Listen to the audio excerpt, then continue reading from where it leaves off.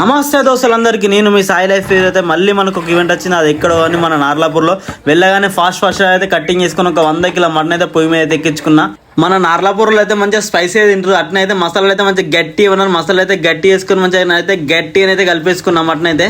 అట్లా ఇంకొక పొయ్యి పెట్టుకుని అయితే ఆలుగడ్డ వంకాయ వేసేసిన. ఆలుగడ్డ వంకాయ సూపర్ అంటే సూపర్. లాస్ట్లో కొత్తిమీర దింపేసిన. అట్లా ఇంకొక వైపు అయితే సాంబార్ అయితే చేయడం స్టార్ట్ చేసిన. సాంబార్ కూడా సూపర్ అంటే సూపర్ అయితే. ఎక్కడ పోయినా మనకైతే సాంబార్కి అయితే పిచ్చ ఫాలోయింగ్ అయితే ఉంటుంది ఖచ్చితంగా.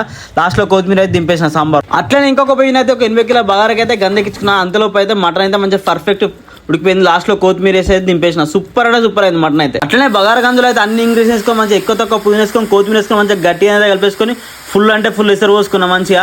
వాళ్ళైతే లోకల్ బియ్యం చిల్లు అన్నం ఎట్లయితే చూద్దాం. ఇక ఇంతలో అయితే ఎసరు వచ్చేసింది. దాంట్లో అయితే బియ్యం వేసుకొని మంచిగా గట్టి అయితే కలిపేసుకొని ఫుల్ అంటే ఫుల్ నిప్పుకలు వేసుకున్నా అన్నం పైన. ఇంతలో అయితే ఫంక్షన్ అన్న వచ్చి తమ్ముడు ఒక 10 కిలో చికెన్ అయితే తెప్పిస్తున్నంటే సరే అన్న తెప్పి అని ఫాస్ట్ అయితే చికెన్ పోయి వేసే. చికెన్ కూడా సూపర్ అంటే సూపర్ వచ్చేసి. లాస్ట్లో కొత్తిమీర వేసి అయితే దింపేసిన చికెన్ కూడా. చికెన్ అయితే దింపేసి ఒక 20 కిలో వైట్ రైస్ అయితే చేసేసిన. వైట్ రైస్ కూడా సూపర్ పుల్లలు వచ్చింది. వాళ్ళు లోకల్ బియ్యం ఇచ్చేసిన కూడా మస్తు అంటే మస్తు అంటే. అట్నే బగారా పైన నిప్పుకలు తీసేసి బగారాన్నం అయితే ఎట్లా చూద్దాము. బగారాన్నం అయితే పుల్లలు సూపర్ అంటే సూపర్ అయింది. లాస్ట్లో కొత్తిమీర పుదీనా వేసేసి దింపేసిన. అట్లనే మనమే నచ్చిన లైక్ చేయరు, షేర్ చేయరు, కామెంట్ సబ్స్క్రైబ్ చేయడం అయితే మర్చిపోకండి. థ్యాంక్ యూ సో మచ్ అందరికి.